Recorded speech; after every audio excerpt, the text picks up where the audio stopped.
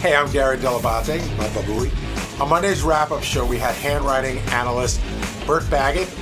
He looked at all of our handwriting and told us things about ourselves we didn't want to know. And then Ronnie came on the wrap-up show to talk about a business that he had been in and had gotten burned really badly. All on the wrap-up show.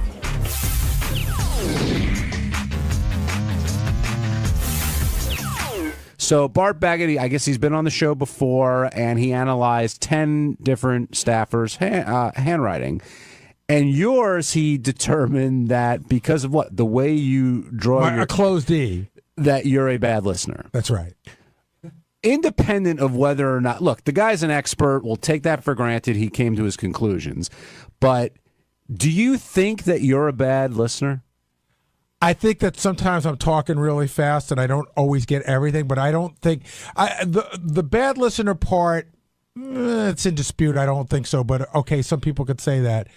The defiant part, I sort of took umbrage with because, first of all, you have to buy into the fact that handwriting analysis is in fact a science, and I'm not sure that I buy into that because then it makes it very black and white. It's very scientific. Either it's right or it's wrong. There were a lot of things he said about a lot of people that I don't know you can tell from their handwriting. And I don't know how the stuff was given to him, but I know that we were asked to give one analysis without our signature and then one with it. And, you know, he's a fan of the show, and it just seemed a little tailor-made for me. But, you know, I think Howard or Robin would listen, especially Robin. Robin says, I've been telling you for years that you don't listen. She also has, you know, says that she doesn't like to tell people what she really thinks of them. And I don't think that's the truth at all. Well, we'll get to Robin in a second because Howard also was chiming in and saying, you know what? Gary says I'm a bad listener and not paying attention to him. He's the one who's not paying attention. Well, over the years, I mean, when you deal with anybody, when you're talking about 1,000 things a day, you know, sometimes it's in dispute. We don't have notes. I mean, I take notes, but my notes are meaningless to him because he'll say I didn't say that. So sometimes we'll dispute. But again, we're talking about like one out of every 1,000 times, you know, 2,000 times. And so he makes it sound like it's a common thread. It's not. We mostly get it right. Robin also said she was analyzed as one who tells white lies, like a lot of little white lies.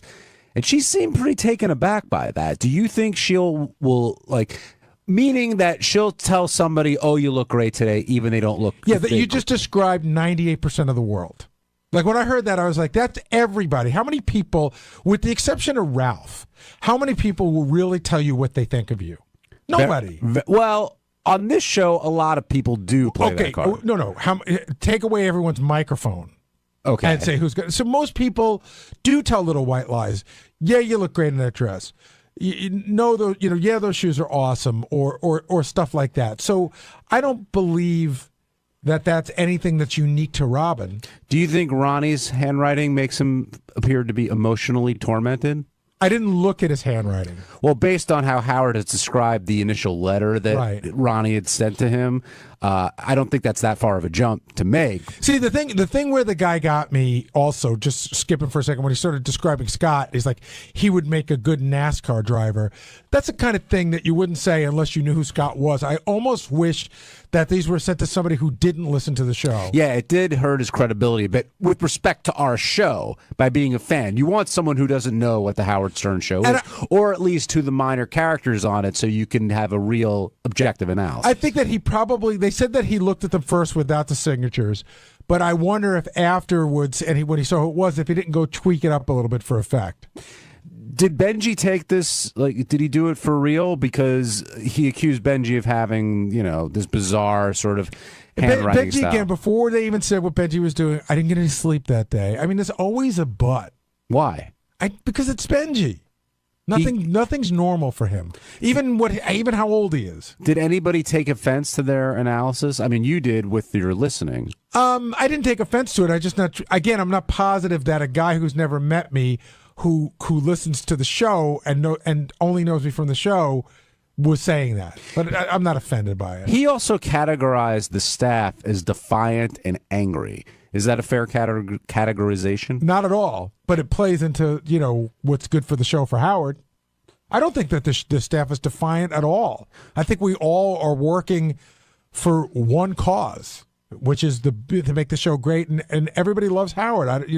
So I mean, I think everybody really likes it here. So I don't know where the whole defiance comes from. What about his description of Howard's handwriting? Said he's brilliant, and Hitler-like, I believe, was used. I thought the thing I did agree with that he saw in Howard's handwriting was because he had the handwriting from 10 years ago to compare it to, was he goes, I think you give a shit less now. Meaning, I think Howard's like, fuck it, I've done this for a while. I don't care what somebody thinks of me. I'm going to do what I'm going to do. From his signature, you think you can? Well, tell? he said that. He said he got that from his handwriting. No, but I'm asking, do you agree? Can you tell? You've seen Howard sign stuff for years. I don't know. I'm only going based on what the guy said. Howard's signature looks the same. I mean, I couldn't tell a little nuance in the signature. It looks the same to me. Ronnie, what did you think of the handwriting analysis guy today? Well, of course I'm crazy. I'm a lunatic. I'm this. I'm that. Every guy that whatever that FBI guy was, I was nuts. I was crazy. I was this. I was that. So, do you think people come in here knowing already they're going to say that before they even look at their handwriting? I don't know, dude. You know what? They're all fans of the show, no matter what. They listen to the show. They know what's going on, and whatever. I don't care. So I am crazy. You say that. And revenge. Remember, revenge. My revenge is bad. When I get, I get a vendetta against somebody, you better watch out. I have to say, according to this guy. I have to say, Ronnie might get mad at people, but I've yet to see him seek revenge on anybody yet. Yeah, that's not your style. But unless he's waiting to the end, he's just going to kill us all. And I don't know where this business part came in, where don't get involved with me in business ventures, because I don't know what that means. I mean, I did get burned years ago by a partner real bad. And I am skeptical about who I go and, do business stuff with. But, I do this stuff with 𝗛cie. It's no problem. I have no problem. Again, I find that to be a very generic statement in the sense, who hasn't been burned by somebody in business once in their life? It's like, you fall in love when you're younger, you get burnt. You go into business with somebody, you get burnt. It's just these are all sort of common things. They're kind of like horoscopes in a way. Exactly. Well, I got burned big time. I had to get a job and... Is this before I knew you? Yeah, way before you knew What me. happened? I had a business partner. We had a couple of dry cleaning stores, and he was involved with little sneaky stuff, and he had to leave town. Oof. And he left me holding the bag with a lot of things. And a lot of debt? Yeah. Yeah. I got bank debt or wise guy debt? No, well, both. But they didn't come after me for that. They were willing to pay me to find him. to tell me where he was if I knew where he was. And believe me, if I did know where he was, I would have told them, but I didn't know. But I got nailed pretty good when had to get after the stores. When I had a business, I had to get a job. So I had got a union job, and 6 months into the union job, I was driving a tractor trailer, and 6 months into it, they garnished my salary 10% off the top. Because of a business loan that we had together, but I co-signed for because his credit was stinking. They couldn't find the guy, so you got stuck. I got stuck with the whole thing with Citibank. It was horrible. Now you're saying you had to find a job. Wasn't the dry clean? Wasn't that a job? You owning the dry cleaning? Yeah, stores? but the stores went down. He was saying he was his own boss. Yeah, we owned the store. Now he had to go work for someone. Yeah. How'd you get in the dry cleaning business? Why that? Because of this guy. Oh, so he talked you into it, got you to invest in it. What happened was his father was in it for years, and he decided to go out on his own. And we opened we bought one store for next to nothing, and then the other store we opened up, which was like a wholesale dry cleaning, where we did cleaning for stores that didn't have machines. So we had a route, which I ran the wholesale part of it. And, it was we had 20 stores all over the city and Queens that we used to do dry cleaning for. Tough business? Oh, yeah, because we have to work all night to do that. See, this is where I support Back Office Radio, because I've known Ronnie for years, and this is all new stuff I to never me. heard this before. Yeah. So I got burned big time by this guy, man. So did you ever imagine back then that you'd be doing what you do now? No. Absolutely not. And that your letter was really the thing that made that transition for you to Howard and Don? No, actually, it wasn't it was the letter afterwards. I can tell you what. I worked for Howard one time when he worked for NBC. I drove him up to Connecticut. And I spent the day with him and Fred. I remember, this is what I'm going to remember. I'll tell you exactly what happened. No letter involved. Fred came in, dropped a card on my desk. Now, Howard and Fred went up to Connecticut. I didn't go. It was like way upstate Connecticut. I dropped a card on my desk and said, this guy drove us yesterday. He seemed like a really good guy. Howard said, hold on to his card. We may use him in the future. So regardless of whatever letter he wrote, he made a great impression that day. And it wasn't written in crayon, by the way. What was the name of your dry cleaning business? Lane. One of them was Lane Cleaners, and the other one was, I forget, Ken's, I think it was. That's fascinating. Ken to Lane. me. Yeah. Yeah. Lane and Ken. Mike in Chicago, you're on the wrap-up show. Hey, guys, how you doing? Good, Hey, what's Mike. up? Hey, Robin is the queen of white lies. How so? Hey, you can bring up any topic. Howard could come in tomorrow and go, you know, Robin, last night I decided to put grape jelly on my nuts and staple my eyelids to my blinds. And Robin would say, Grandma, you know, I was just telling somebody yesterday I wanted to staple my eyelids to the blinds. She's constantly just telling somebody about a topic, or she was just about to say that, or she's saying she only eats vegetables. She's constantly saying something that is not true. Ronnie, do you feel that's the case, Ron, that Robin tells a lot of white lies? I don't know. It's hard to tell what she's telling the truth and not telling the truth. I don't know. I don't know what's a lie and what's not a lie. How do you know? Everybody tells white lies. Ronnie, Yeah. you tell white lies? Hell yeah. Yeah, buddy, of course. We have to worry about the people who say that they don't tell white lies, because I don't know if everybody people who do that. But see, that's why I think that Howard, and to some degree the audience, loves Ralph, because like we would be sitting in the studio, we go, oh, that doesn't look bad, that doesn't look bad, and Ralph would go, holy crap, you look terrible, look at the handlebars on the side of your dress. And that's funny if it's not you. Yeah, it's rare you get that blunt honesty out of anybody. I do admire that in Ralph.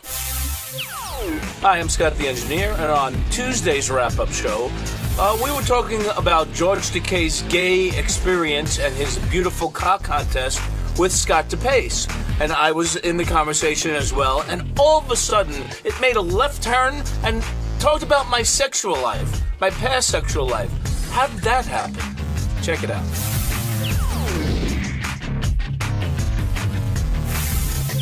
It was George Takei's day today in more ways than one.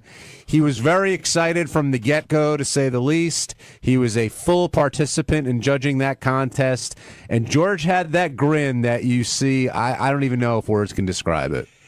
Again, one of the best moments today was we had 4 contestants, and he went down the line, and the look of disappointment that there wasn't a 5th contestant, like he would have gone till noon if we'd have let him. And I like how he asked if he could be unleashed, because he was on the headphones attached to the couch Right. at first, and so because he wanted to reach out and touch someone. And he was an excellent judge. He did a great job. And Scott 𝗏𝗏𝗏, I wonder, do you struggle, because I know you find it funny, yet you're put off by some of George's sexual antics? Well, actual gayness is kind of, it's a little weird. I like seeing when Richard and Sal, who are straight guys who do that. That to me is more funny. When you see a real gay guy do it, it's kind of like, oh, man, that's nasty. So were you grossed out as he was going down the line? You know, I got to be honest, it's such a busy segment. I don't have time to be grossed out, but yeah, I mean, when he starts grabbing the guy's cock, it's rough. What do you think? Were you offended? No, wait, I'm not the only, guy who feels this way. I mean, or else we wouldn't be doing the segment.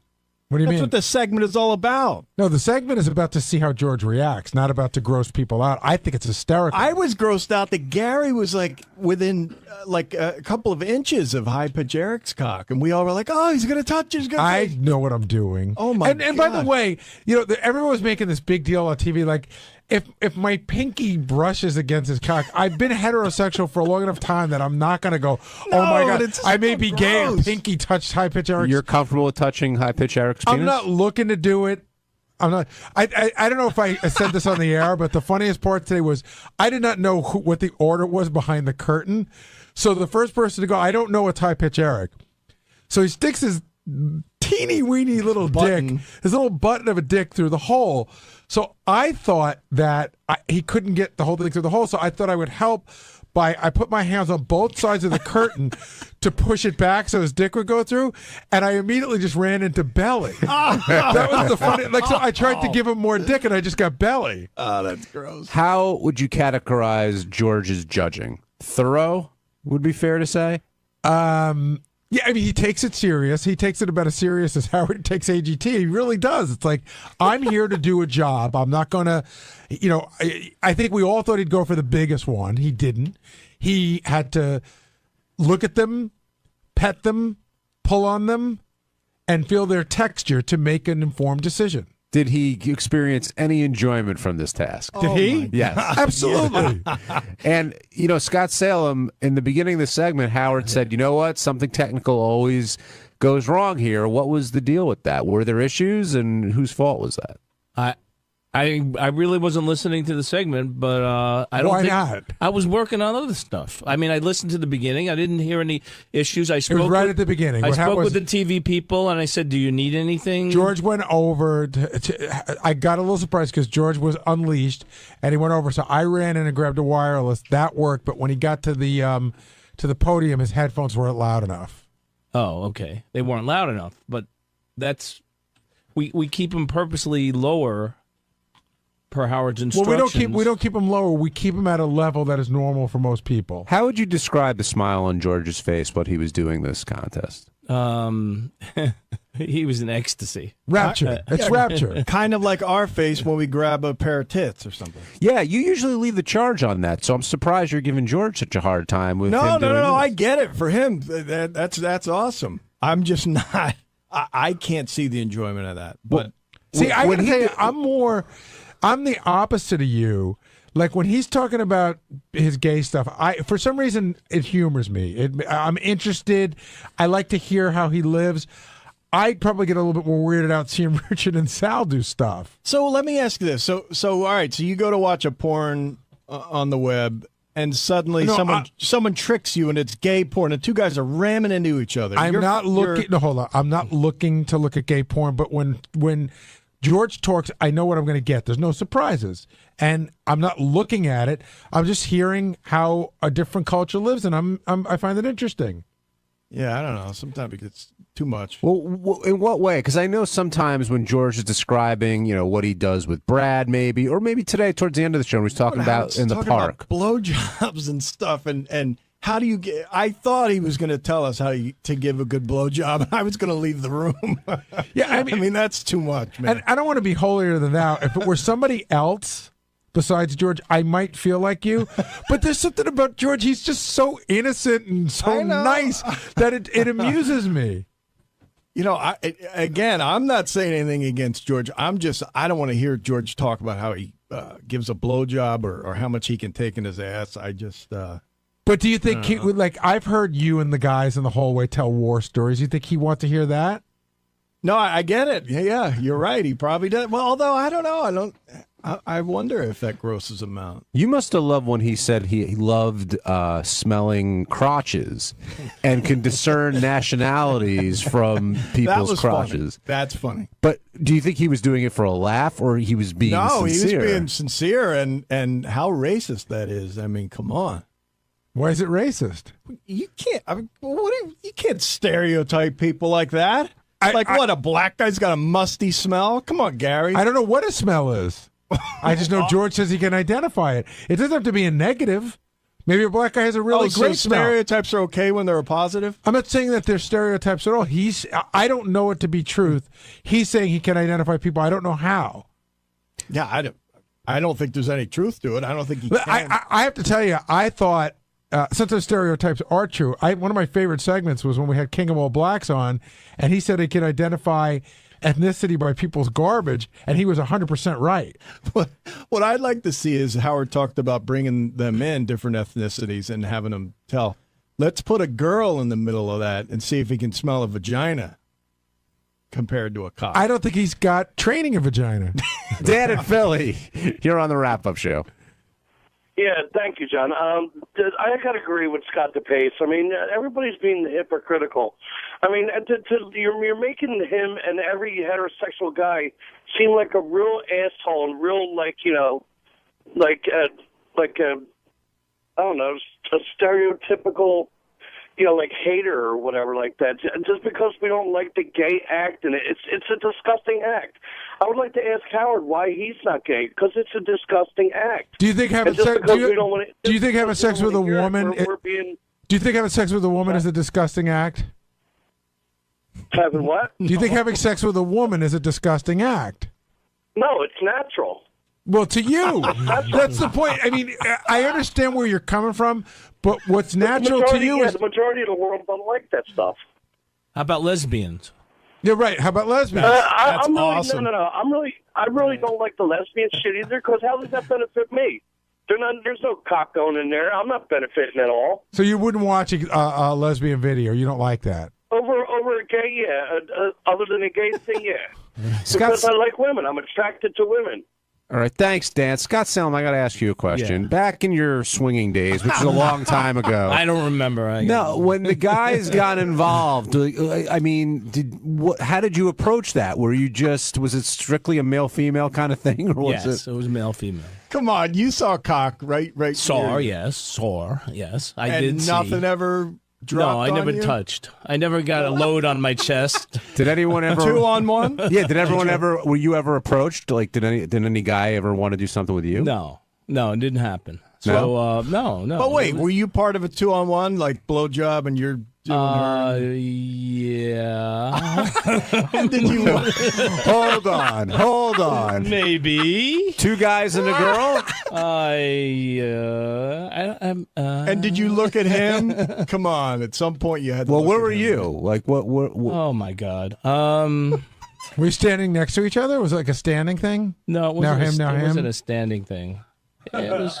Were you laying next to each Oh, other? I hope it wasn't vagina asshole. No, not a DP. Didn't do that. So what was it? You know what? Of course, sir. Don't say you don't remember. I really don't remember the positioning and the exact layout of the room. Yeah, there was a lot of. Well, who was doing her and who was getting done? There was a lot of fogginess in there going on. It was all different things. It wasn't guys, but it was two girls could be together or. Oh, boy. So wait, hold on. Was it more than two couples? No, never. Okay. Never So done if it's it. you and another guy and a girl, one, what was the other girl doing during all of this? If it was 2-on-1. I'm being honest when I say I really don't have the full recollection of exactly what was going on in the room. Can we hypnotize him? I ain't buying it, Scott. I want to bring something like that. You always remember. I want to hypnotize him, and then he goes, "Then she sucked my balls." It's so great if he was like hypnotized. Was it your idea or it just happened? It just happened. I just woke up to it. We nodded out. I nodded out one time, and I just woke up to it. It was just going on. And how did you wake up to it? It was I was awoken to it. And you're sure it was a chick you woke up to? Yeah, absolutely. Yeah, Absolutely. He was banging you. And did you pull back, or was it something that you were up for? No, I was just like, I was wasted. So, it was like, all right, it feels good. What Let's year go. was that? I don't know. It was somewhere in the 70s. Two guys and a girl, Ronnie. What do you think of that? Scott and a three-way. You ain't buying it? No, I don't go for that bullshit. Two guys and a girl crap. Yeah, but two girls and a guy, okay, not two guys and a girl. What were you Somebody's gonna say? dick is going to get touched sooner or later. Nothing. I never touched dick. How long Yeah. did these How do you swinging? know? How long did these swinging days go on for? Not long. About. I don't know, about maybe Like Nixon to Carter. I'm a year or two, A year or two? Yeah. It wasn't all the time. It was maybe one. It was only a couple of times I did it. Number one. And Did you have like a group of people who were sort of into this, or did you constantly? There wasn't different people. No, it was a group of people. It was a set group. certain people. Right. So like a key party Yeah, thing? key party? Not really. No. I think he's saying there were like two or three other couples, and you guys. If we were friends, if we I don't know, whoever I was with, were friends with another couple, and we would hang out and get stoned or get high or whatever. And it just happened. It wasn't something. Was it weird the next time you were with them? It was a little uncomfortable, but you get past it. What do you think he was high-fiving the guy? I know somebody who did that, by the way. Okay. It's weird, you know. It's fun. It was fun, but it was weird because you're with somebody that's with somebody else in the same room, but you're with another person that's turning you on. So it's weird, but I enjoyed it. It was a tumultuous time. And did your girl happen to like the other guy better than you? No, you know what? We really never spoke about it. It was an experience. We all had a good time, and it only happened a few times, not more than 3. You would think he's in front of a Senate. Yeah, seriously. This makes me think there's much more than this. Did the other guy sit in the corner and jerk off while you were fucking the other girl? Yeah. Huh? Is that gay, Ronnie? That's not what you do. If a guy watches you bang a chick and he's jerking off, is that gay? Dude, I don't dig that whole thing. I'm sorry. You're a private guy? No, a threesome with 2 girls and a guy is fine. Right. The more women, the merrier. Yeah. John, I don't want to get too much into because I know you don't like talking about your sex life, but I don't think I've even had like a near miss. I don't think I've even ever been in a situation that's close to guys being involved in my sex life. Neither have I. I mean, Scott 𝗏𝗍𝗍? I've had no. I've had no. No. Listen, I didn't. I have. It wasn't something that I went after. No, I got it. We know how it happened. I mean, I Ronnie, stuck around and enjoyed it, but Ronnie, what's your story? So I think I told this story already. We had 2 girls, and me and this other guy. I hardly knew the guy. He was a friend of one of the girls, and we went out and we got some drinks, and then we wound up in this motel. And we got 2 separate rooms, and we were running back and forth down the hallways, fucking, banging the chick, and then meeting in the hallway and saying, "Hey, it's your turn," and but we were never in the same room together. You see, when Ronnie's telling this story, you're okay with it, but if George talks about meeting up with some random guy in the park, you get all offended. He's doing girls. I don't know. I'm not offended. That's not the right word. What's the right word? Gross. It's like, oh God, I can't. I'm glad for him, happy for him. It's just, I just don't want to hear it. It's the same thing as watching gay porn. I wouldn't want to do that.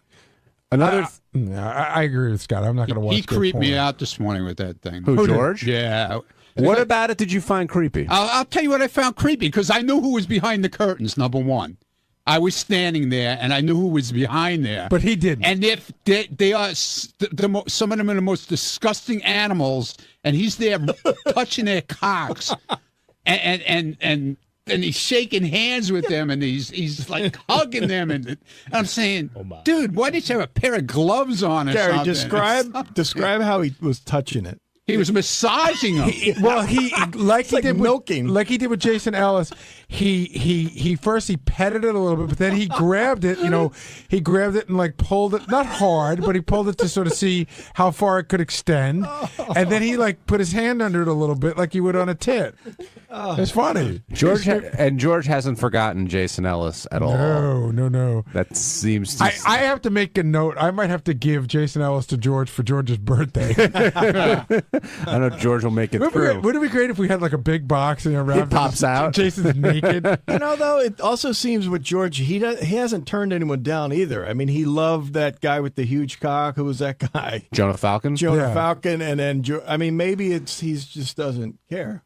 Maybe he's. You think he likes cock of all kinds? Yeah, he's a very welcoming. He likes touching him. Man. He's welcoming, that's for sure. On Wednesday's wrap-up show, we talked about Fred just missing beating Ken Jennings and Winifred's money. I was very impressed by Fred and how he fared today, and it came down to a tiebreaker, but who cares what I think? Fred explained himself, and here's what he said.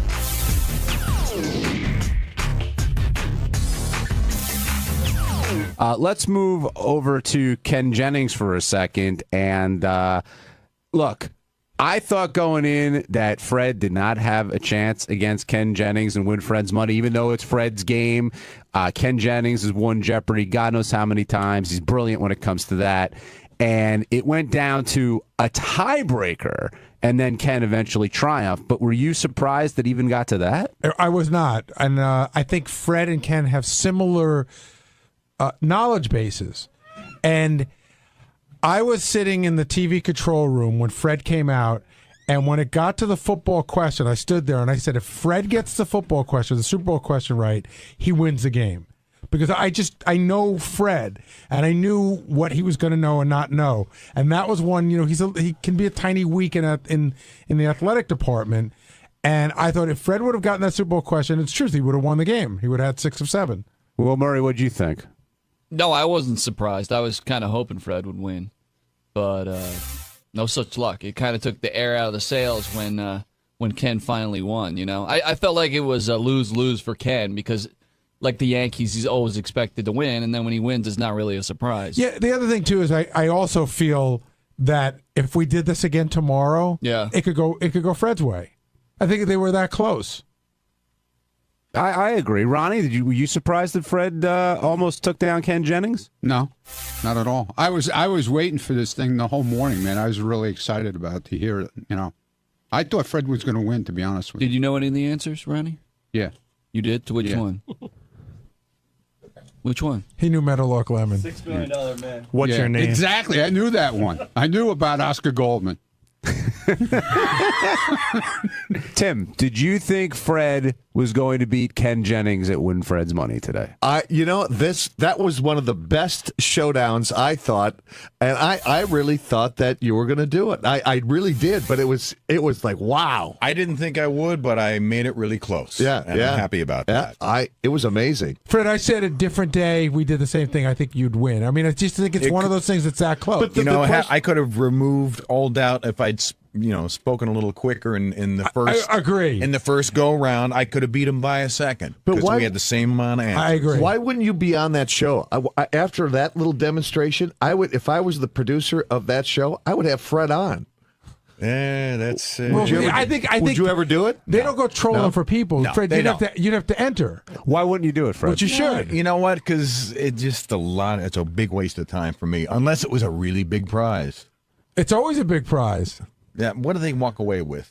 Well, if you won, depends on how many days you're on. Ken Jennings walked away with quite a bit. Because there actually is one question, because I've always had a philosophy about that show. Like when you watch it, you feel like if you could literally run 2 columns of questions, 2 columns, and then made the right bet at the end, you could just sit there for the rest of the game. Absolutely. Or is it not that easy because you've done it?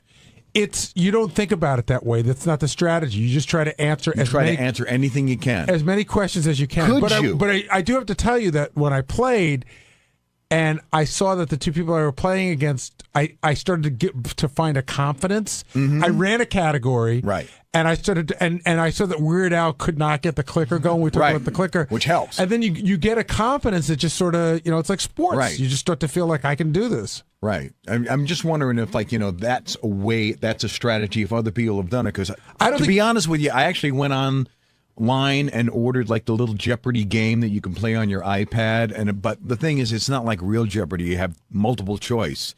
But after a while, you begin to think, hey, I could do this fucking game. But, Ken actually laid it out quite well this morning. He says, you know what?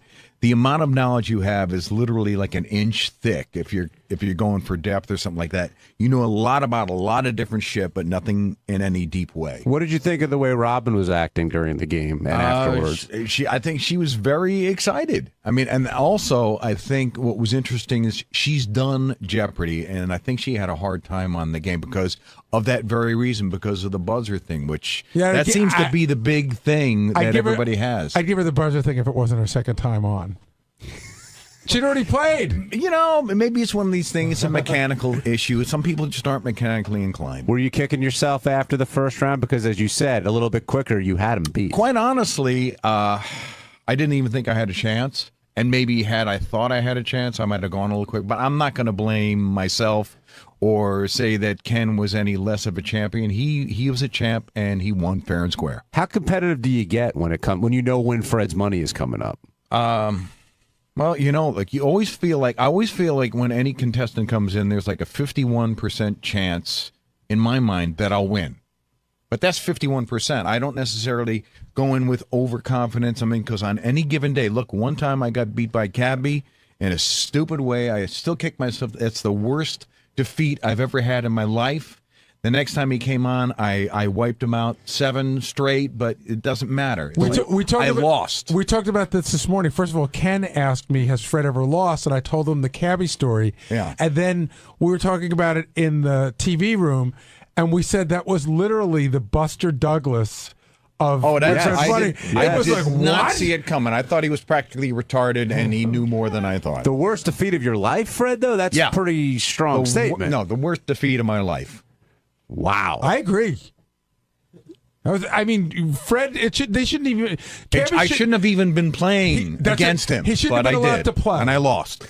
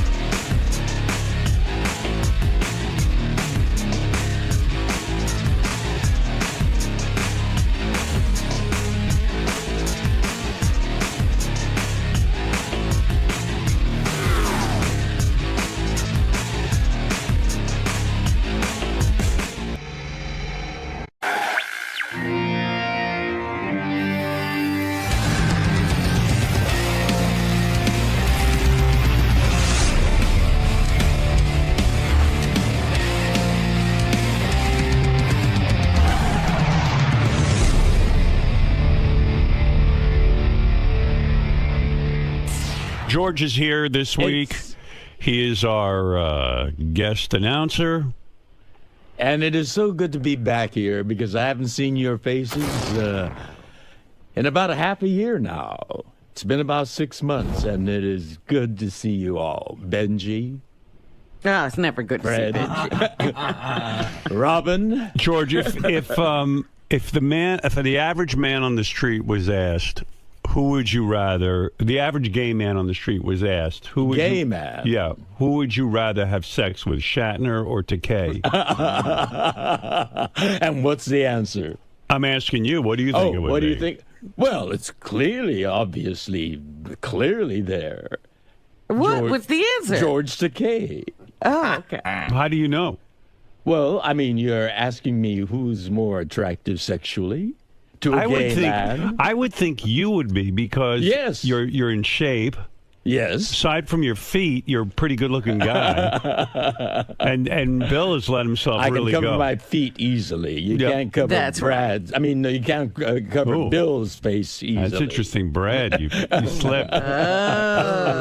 Freudian slip. I'm glad he's not listening. Oh, he's listening. No, he isn't. Oh, yes, he is. He told me he isn't. Oh, don't believe him. Every person in my life says they don't listen, and then they do. Oh, my. No, in my opinion, if I had to, make love to one of the two of you, you're physically fit. Exactly. You look young. I feel young. You've got your own hair. Mm-hmm. This is all mine. Right. And I'm thinking that thinning, but nevertheless. And even when I look at your musculature, I think that in his day, Bill was a very good-looking leading man. He was, but he's plumped up somewhat. Somewhat. Yeah. Most grandly. Right. Well, let's find out. Let's go to the street. Our own Benji. Apparently, we have an answer to this question. Evidently. Our own Benji went to some place where he found tons of gay people. I don't know where you go for that. Where did you go, Benji? The Toolbox. The Toolbox, which is, that place, George? The Toolbox? No, I don't, but I've heard of it. Seems to me something called the Toolbox would be a gentleman's heaven if he's gay. Lots of tools Get there. a tool would be your penis, right? Is that the... Exactly. Yes. All right, They come well equipped. Let's find out. Shatner or Takei? Standing here in front of Toolbox. And I'm asking, are you a gay man? Yes. Who, as a gay man, do you find physically more attractive? George Takei or William Shatner? Well, honestly, Shatner is a hot man. He has the smoldering look, and Takei lacks the whole confidence issue. He doesn't have the confidence. That Like was a Shatner. long time ago. A long time ago. Bill has changed, and so have I. Well, so far, one vote for Shatner. I'm going to write. They're going back to the beginning. Shatner in the past, though. Well, hey, that's not today. We don't sit there and make judgments. It's up to the gay gentleman's call as to who he'd be with. Oh, so. he's fantasizing about the a young reruns. Shatner. Yeah. Yes. Yes. Tsunami. We'll have to see if that holds up. Let's see if this is a tsunami for you. Well, so far, no, it isn't. It's receding. It's just one vote. Just one vote for Shat. That's right, for All the right. Shat. For the Shat. That's the past tense. for what? How would you pronounce the present tense of Shat?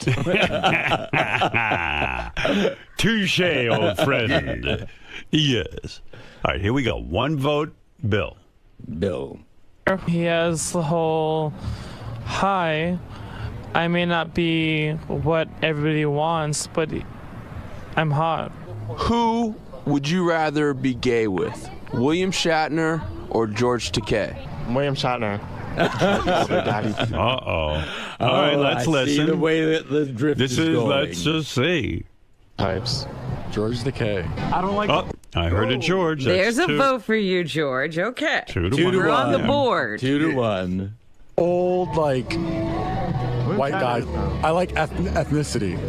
Yeah, so I would go with Yellow Fever. Oh, William Shatner. But I mean, that is if they were the last two men in the world. 3. 3 I mean, to 1. if we were in outer space on the Enterprise, we found out there was no life on any other planets. Then William Shatner. George Takei. Yeah. And why is that? He's cuter than William Shatner. He's Asian. 2 vote for me. Your fantasy with George Takei would be to? He would have to sit on it. Sit on my dick. Yeah, he would have to sit on my dick. And that's it.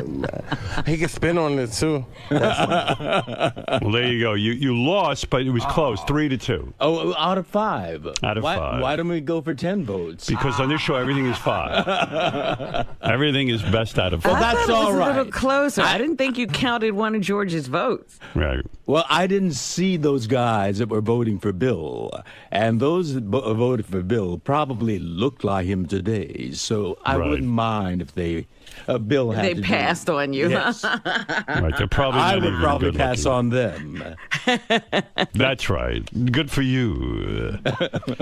I will say this before we start the regularly scheduled show, that George Yes. has been walking around our radio station handing out to anyone who could find a big plastic envelope, a clear plastic envelope with 2 comic books in it.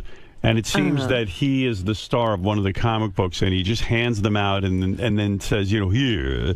I've got one for you, too. I got it already. Oh, you got it, all right. Yeah, there it I've is. got one for you, Benji, and one for you, Fred, and one for Robin as well. And Gary said he'll probably bring it up on the air, so you might as well just get it out of the way. Right. What is this No, I all thought I'd about? be A subtle comic about book? it. Oh, you're bringing it up. Yeah. I had no intention of telling Really? you that on Wednesday night I'm going to be doing a signing at Midtown Comics on 40th Street, right off of Fifth Avenue. Can you believe in this day and age there's still a store that sells comics? I mean, really, it's amazing because, most of these places have gone out of business. Well, apparently there are many Midtown comic books. Tell us about this comic book quickly, please. Well, there was an invitation for me to be the featured guest on, the character Kevin Keller, one of Archie's friends. I see. Idolizes me. And so they wanted to build a story around. This is Archie Comics. Archie Comics. And you you play George Takei I in the play comic? George Takei. And you come to what, the high school where the kids are? Well, actually, there's a sci-fi convention going on, and Yes. Kevin Keller, the out gay character. Oh, who's also- Archie has a gay friend named He has Kevin? a gay friend. I yes. haven't read those in a while. It's been some time. He's And a gay Iraqi veteran. I was handed a note. That's right. All right. When I used to read the comic books, Archie comic books, as well as Superman and Batman. So do you get it on with this gay fellow in the comic? Is it X-rated? We get it on in a very altruistic. I mean, he idolizes George Takei. Right. And he comes. what happens when the storyline? He Well- meets you, and then what happens? His world changes?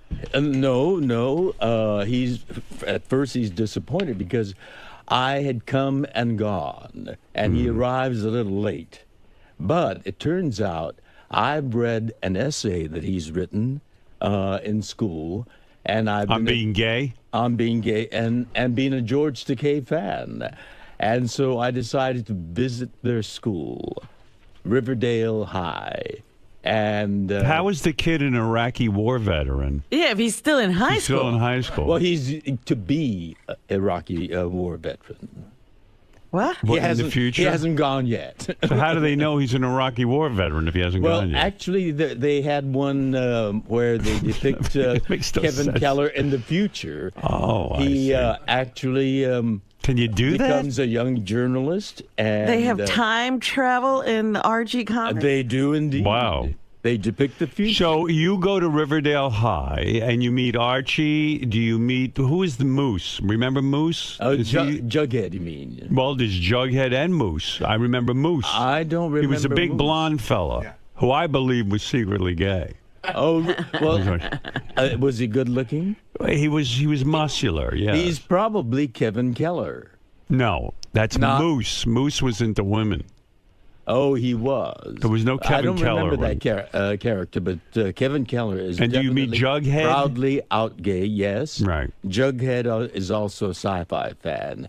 But what this depicts. Do you end up in a sauna with Kevin Keller, or no, we don't. Do you end up going to the toolbox? It's a family comic book.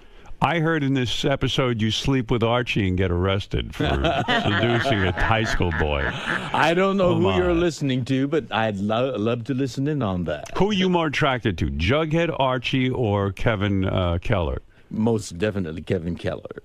He's a very handsome young man.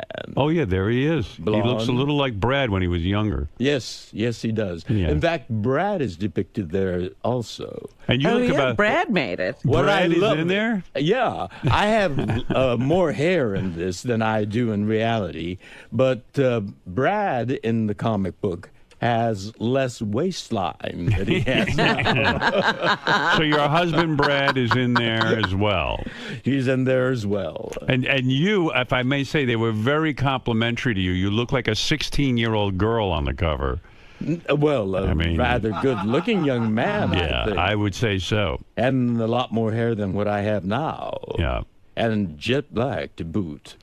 Well, there it is, Archie's pal, Kevin Keller, and his arm is around George, and George goes to the high school and meets this young man.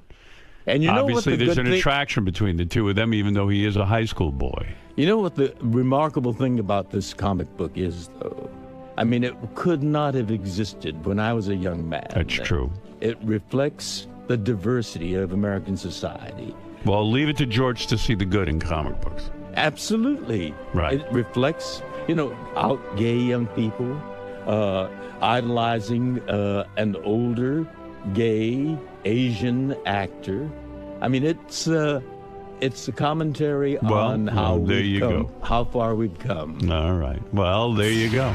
Robin, let's have some fun now. If you remember, I think you would remember this. A couple of maybe months ago, we asked you to write down some things on a piece of paper for a handwriting analysis. Yes. And a bunch of us did it here at the show. On our phone right now is a man named Bart Baggett. He is considered the leading handwriting authority in the world. One of them. He analyzes handwriting? He analyzes handwriting. You've seen him on a million different television shows. He was on our show. I don't remember him, but he's been on our show. I know we've had our handwriting analyzed once. Was he the same guy? Perhaps. Hey Bart, my memory is spotty.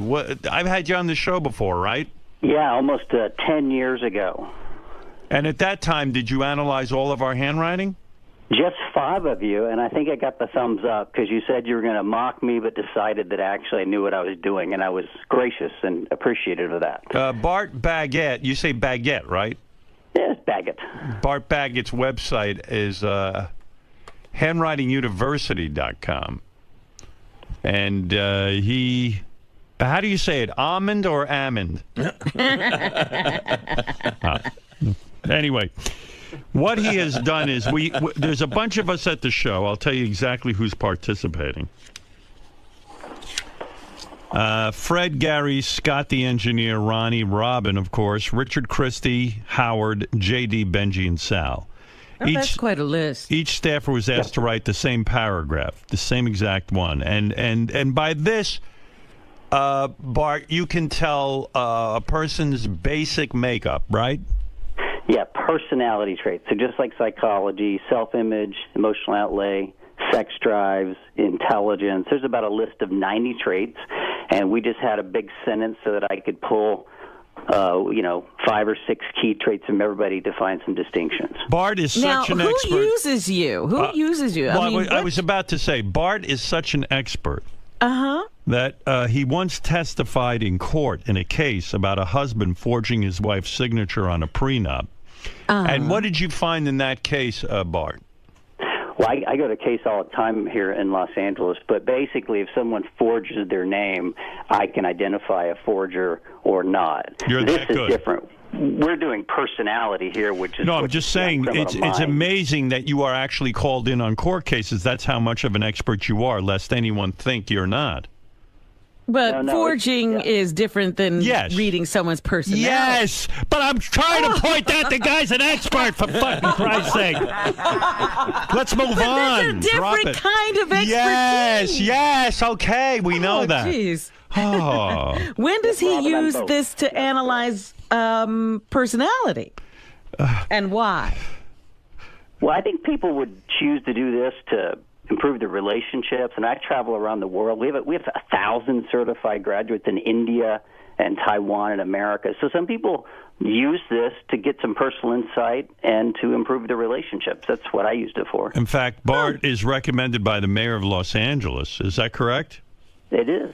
Yeah, and it makes quite a good living doing this. It says here that you charge $995 just to start a case. Is that correct? That's correct. Right. That's correct. All right. So let's let's get on with it. This is a handwriting analysis, Robin, that is very expensive and very, very, very intricate and also very scientific.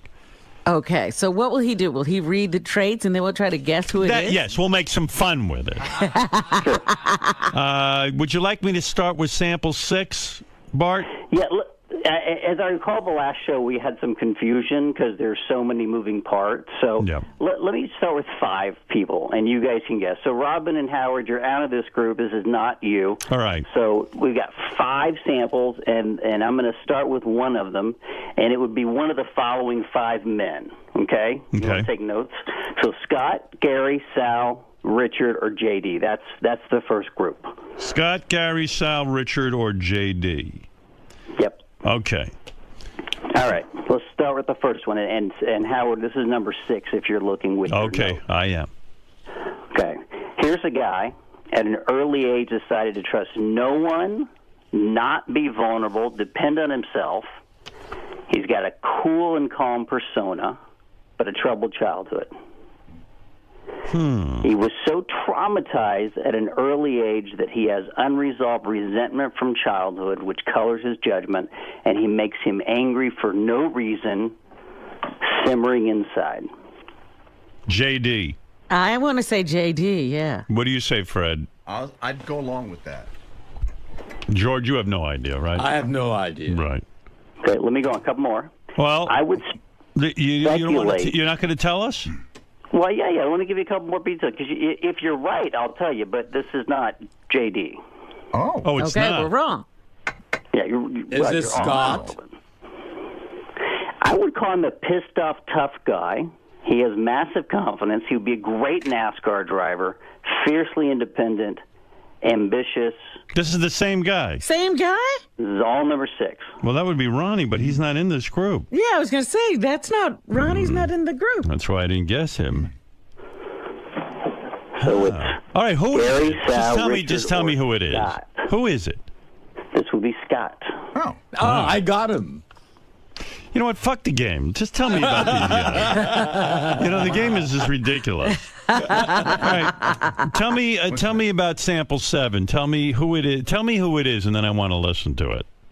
All right. This would be Gary. This would be Baba Booey. Go ahead.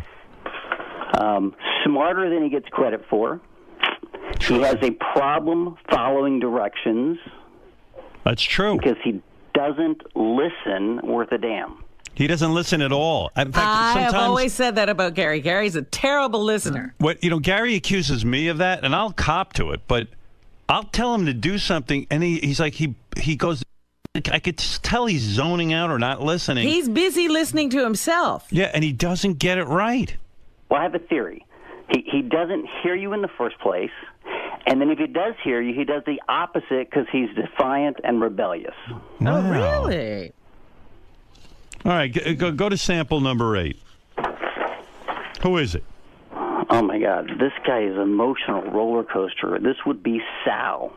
Go ahead. Tell me about what you found in his handwriting. Well, his handwriting looks like an epileptic chicken. Which means what? Which means he's an emotional roller coaster. He's impulsive. He feels guilty the next day. He's bossy, a little self-destructive. He has a massive need for public approval, and is above average sex drive. Oh, Yeah, that sounds like Sal. Now, when you do these, do you know who you're looking at, or you do them cold? Do you do them blind? Well, I actually don't know the guys we're talking about now because I met you guys 10 years ago. Right. I do them blind, and I do my best just to stick with what's in the handwriting. Every time I've tried to guess or mind read, I'm off. So if the T-bar is high or the Y is big, it means big sex drive. If the D is Gary, he got you right. You do not listen. Well, so I got a question. So what is it that you saw in my handwriting that tells you that? There is a E, like in your last name. Mm. It is narrow and skinny, which has no space in it, like your ears are closed. Yeah, that means you don't listen.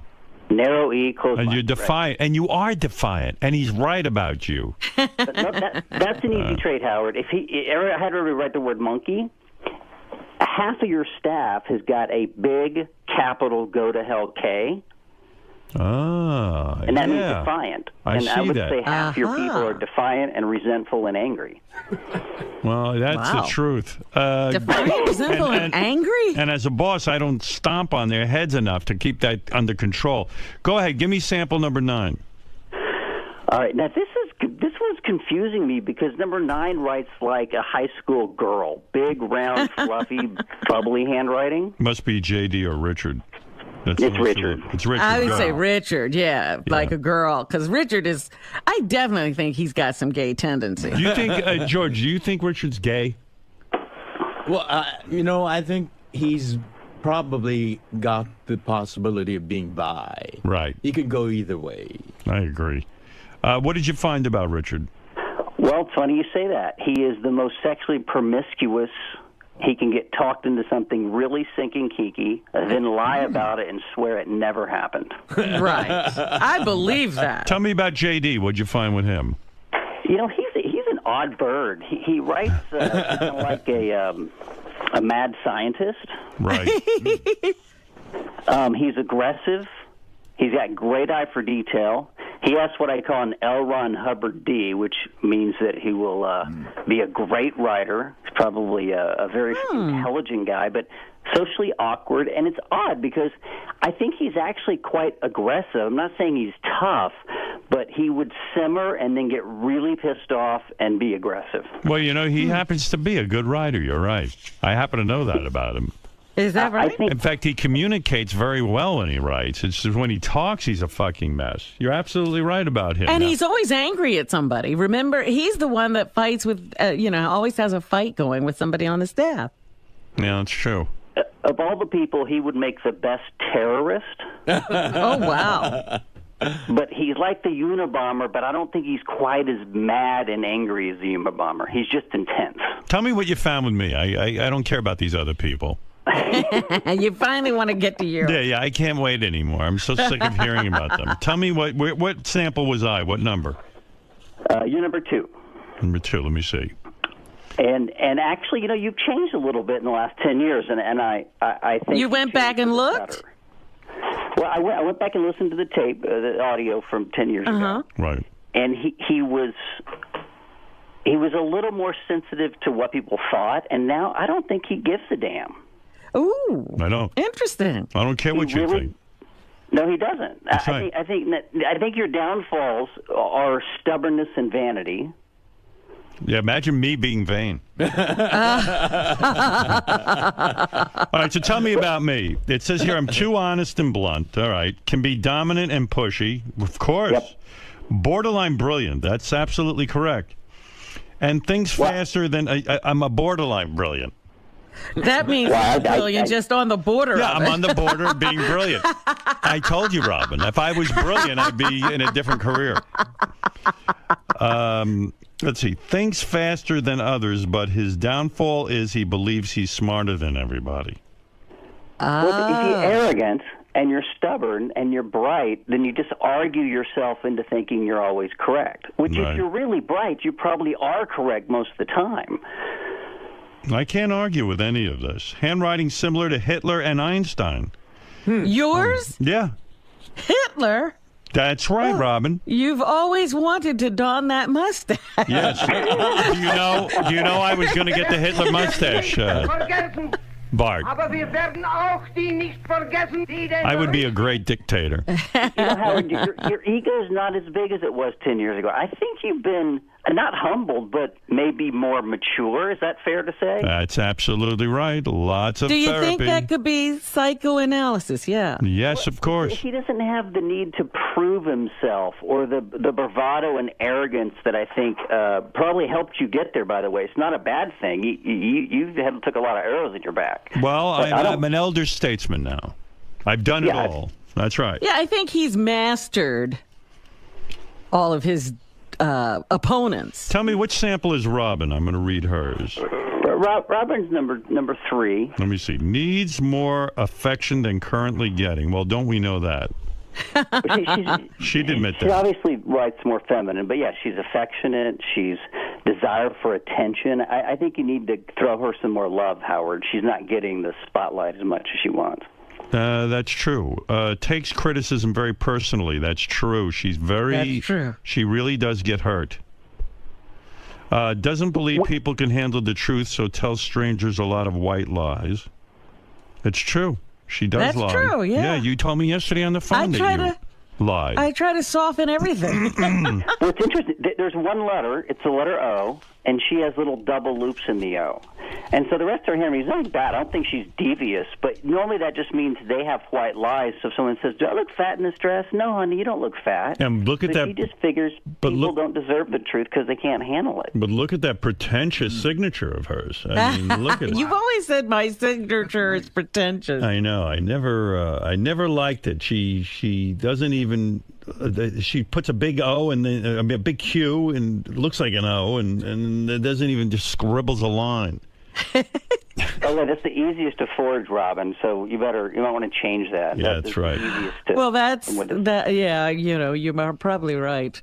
Who else you got here? Tell me about Ronnie the limo driver. What number was he? I found him one of the most interesting guys here. I really did, because he is full of emotional torment. What number is he? He's number 1. Oh, look. Tries to please everybody. Full of spite, anger, and revenge. Worst enemy you can make. Paranoid and hostile. That's true. I mean... Really, and I'll tell you, I don't know him, but I would be very mindful of getting into a business relationship with him because it's never his fault. And because he has been betrayed so much by his friends in the past, he just thinks people are going to betray him, and then he's going to be revengeful. And I think that eventually I'd land on his bad side, and he'd be a real jerk to me. Yeah, I mean, we've had people say that Ronnie is a borderline maniac. I mean, like almost insane. Yep, I agree. Wow. But he's got a good self-image, so when he decides to take revenge, he's going to do a great job at it. There you go, Robin. What does that mean? We learned nothing. It proves that you've identified everyone properly because we learned nothing new. We knew this all about people anyway. You guys are good friends. You know, we miss Fred and Benji. Fred. Benji confused me. Benji does confuse everyone. No, Fred confuses me. Well, Fred writes normal. At least you can read it. But if I just had Benji's handwriting, I would swear he's mildly retarded.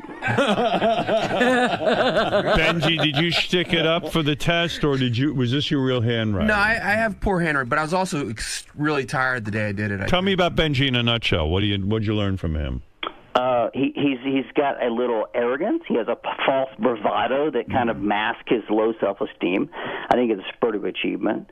He hates religion. You know, there's a lot of people on your show that have a anger at God or religion. See, I love being Jewish, though. You might love being Jewish and still hate God. Look at his handwriting. You do look borderline retarded. Maybe I am. Yeah. Good Lord. He's got a big heart. He works hard to prove himself. He's possible temper, pushiness, and lateness. Yeah, well, that's true. Oh, my goodness. That is true. Yeah. He's not a bad guy. He's just not the, sharp. What about Fred? What did you learn about him? He's fast-thinking, witty, honest, good self-esteem. Those are the positive traits. The negatives, he can be petty, jealous, anger at God, temper, sensitive, and he wants to be a perfectionist, but I'm not sure he gets it right every time. I don't know what to say. I mean, you confused me even more about Fred. I've learned nothing. It's interesting. Well, Bart, thank you. You can check out handwriting expert Bart Baggett's website at handwritinguniversity.com. Thank you very much. Yeah, my basic course is free for your listeners today, so check it out and analyze your own handwriting today. It's absolutely free. Yes, I would like to be a handwriting expert. handwritinguniversity.com. Thanks, Howard. Imagine when I go on these talk shows, they say Howard Stern, radio personality and handwriting expert. I think I might take that course. Thank you. There you go. All right, thank you. All right, that's Bart Baggett, everybody, who knows something about our staff and their handwriting. And as you can see... Why are you... I don't think you're borderline brilliant. I do. I think you're brilliant. You know what? I do too, but it'd be awfully pretentious to say that. If I say it, it's not right. And you're not That's why I said it for you. Maybe the Kennedy Center honors will honor me. I got to think about this thing about little white lies. Do I tell little white lies all the time? You do. No. You tell me I'm handsome. Oh, stop it. She's pretty honest with most of us. Yeah. Not really. I mean, when she has something she wants to say, she doesn't hold back. She's a diplomat. I can't believe we just booked a handwriting analyst. I mean, who didn't know Ronnie was a fucking nut job? I mean, he once wrote me in crayon and willingly refers to himself as Ricky Man. So you tell me. I needed a handwriting guy to tell me that? And we didn't know he was angry and belligerent? Oh, no. We couldn't figure that out. Who knew? Mr. 𝗪𝗿𝗍, are you a poor listener? Was this analyst correct with his analysis? I don't know. I mean, I think I've been doing the show for a long time, and it's gone well. Robin says she doesn't think I listen to her. I do. There's a lot of stuff that goes on. I mean, there's always a lot of, back and forth, and sometimes there's confusion, over a period of, years. So I don't think I'm a poor listener. Sal. Yes. Sal, do you agree with the handwriting analysis? Well, what are you saying? Oh, this is about Sal and my Gary right now. Mr. Dilbach, you're not listening. Who are you? What do you want? Can I tell you a long, boring story first, and then forget about what you asked me, and then get back to it by not knowing what you said? What about the insight he gained from your chicken scratch? What do you agree with that? Or were there? Well, he was there said I was truth? a little sexed up. I mean, what married man isn't? You know, I think we're all men. We're all kind of sexed up, sexually charged. What else did he say? I have a boner right now. Exactly, and it looks fantastic. Thank you. I don't really know what else he said. He kind of glossed over yours a little bit, but Yeah.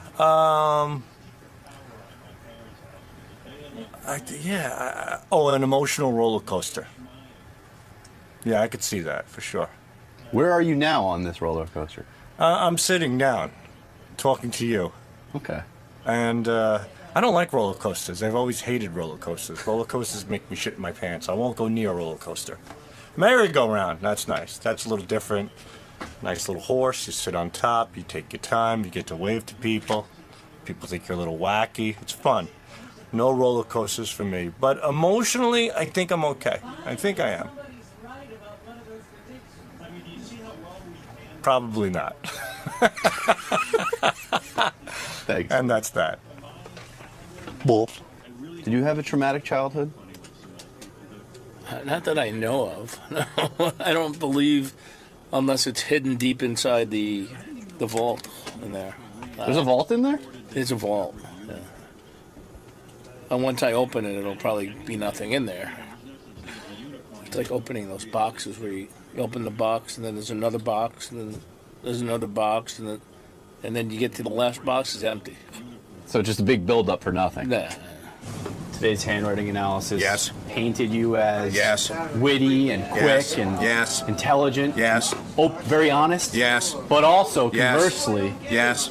as jealous. Yes. And God-hating. Yes. God-hating. I don't know. Was it correct? I don't think he said God-hating from me personally. However, maybe God-resenting. Nah. I mean, look. Number one, in order for me to hate God, there would have to be a God. That's right. And so take that off the table. You know what? So you'd say you're about 99% an atheist. Here's the deal. I looked at that list, and it was like Will sent a list of all 9, and you guys should show the whole list on Howard TV or whatever. On any given day, I could have been any of the 9. So, this is no offense to Mr. Baggett. I think he has an inexact science going on there. To me, it's a fun party game. I think that handwriting analysis is a very legitimate thing. You can tell somebody's forged a document or something like that. Other than that, I mean, to tell your personality from a paragraph. Right. I mean, that's almost the equivalent of like when Jackie Stallone could read a Xerox of your ass and tell you who you are as a person or whatever. I forget what the bit was. I remember I broke the Xerox machine with my ass. So I guess the only thing that Jackie could tell from my Xerox of my ass was I'm destructive. Mr. Bronk? Hey, man. Can I talk to you for a sec? Yeah. Oh, Mr. Bronk. Mr. Bronk? Do you agree with not only the process of the handwriting analysis, but also the results? What's your feeling on that? It was good. It was good. Mr. Harmeyer? Yes. Do you agree with that terrorist label you've been given? I don't know if I'm a terrorist, but maybe with that beard. All right. All right. Anything else with No, that? does it- Bet does- your little jokes. Save your jokes for Mildred. Do you think you would make a good terrorist? Fuck off. Ronnie. He's a bus driver. Ronnie, why don't you like me? You're as hostile as your handwriting tendencies right now. What about The best of What- 2012 is the Was this guy accurate? past year. I can Watch smell it out. coming. That's all I could tell you. Are you paranoid and not. hostile and Yeah. do you feel betrayed? Smell it coming. Maybe. The best of I feel betrayed right now with that camera in my face. By you. That would be more annoyed than betrayed, I would say, but I mean, guess we're just mincing words at this I don't point. care. Betrayed. don't give a shit. No, really, you're always skeptical of people like this. Like they have an outside agenda. They're not objective. They're fans of the show. They listen. They know what's going on. So they're just attaching traits that we've already known. Right. So you admit you're paranoid. I said I'm fucking crazy, okay? What else do you want to know? So if you catch a moment... So don't get on my bad side, because revenge. Remember what he said about revenge. If you catch a moment... Like I said, there are people in my life right now that are going to feel the effects of my fucking revenge real soon. 2012 is just... Do they hold cameras or are they... No.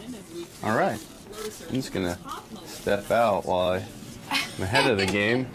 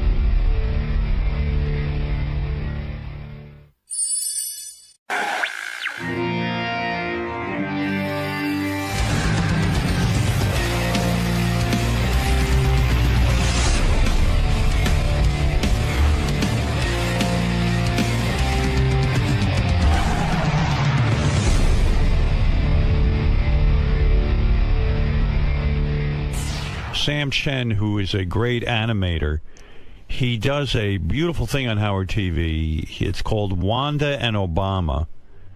Remember I saw that too. Remember our Obama impersonator and our Wanda Sykes impersonator? Well, Sam Chen were together. Yeah. He put together a little animation on Howard TV, and there's an animated Robin and Howard. It's a great reenactment, and it's Sam. You did a beautiful job. Yeah, yeah. I think. Oh, there it is. There is Robin drinking her coffee, and there. I just did that. Yeah. And so it's really great. Yeah, Fred, you see that? That is wild. Yeah, but you got to see. There's audio, obviously. The whole thing is just brilliant.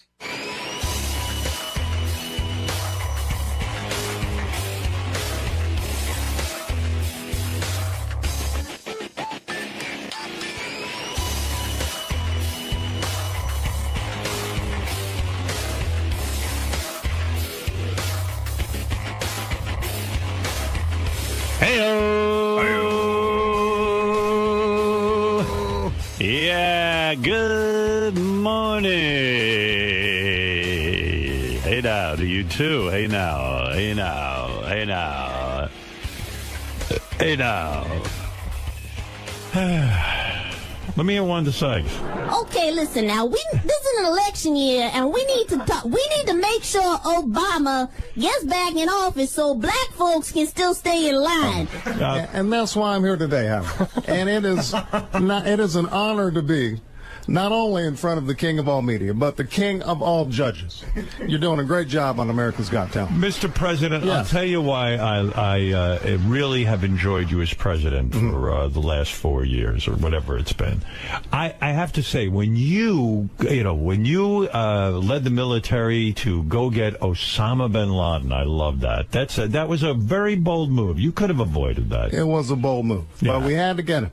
You had to. I think, I know, Howard, on a serious note, that Americans are in trouble.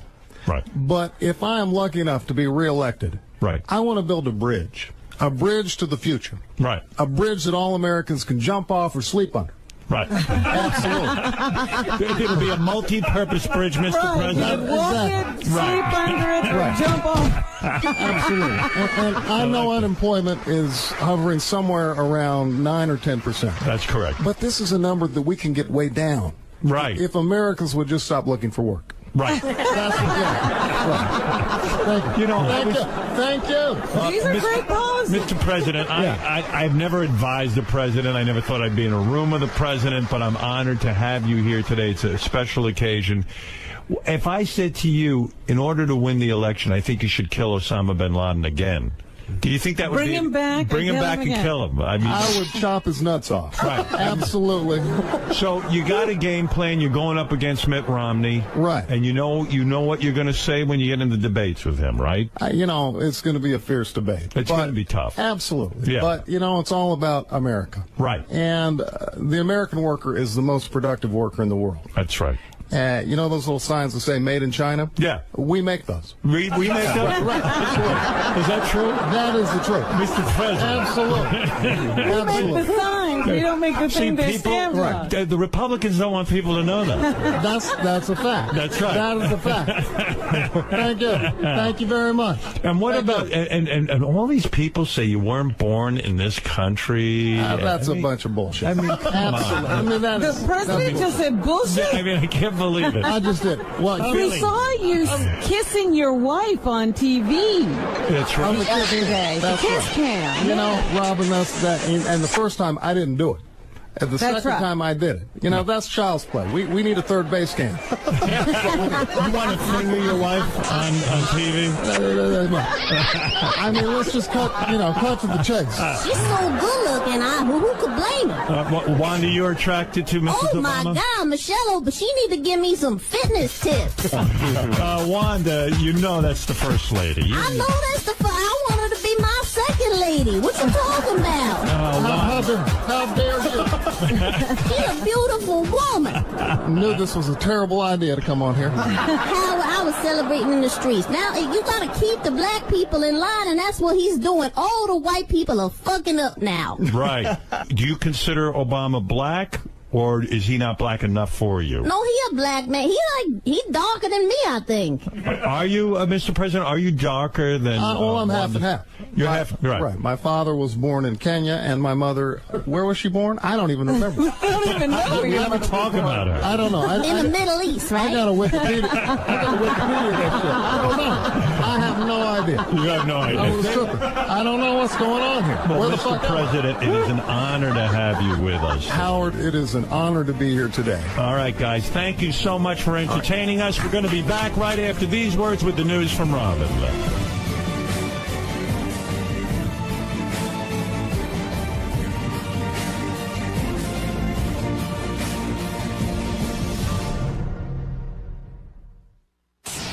So funny. There's a guy on the phone now 3 days straight.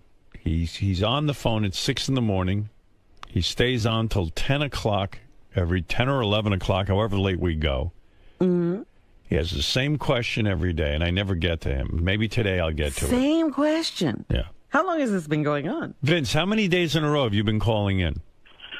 For this question, I'd say since last week. Yeah, I see you on the phone at 6 a.m. first thing, and... He stays on throughout the show. He stays on throughout the show. Yeah.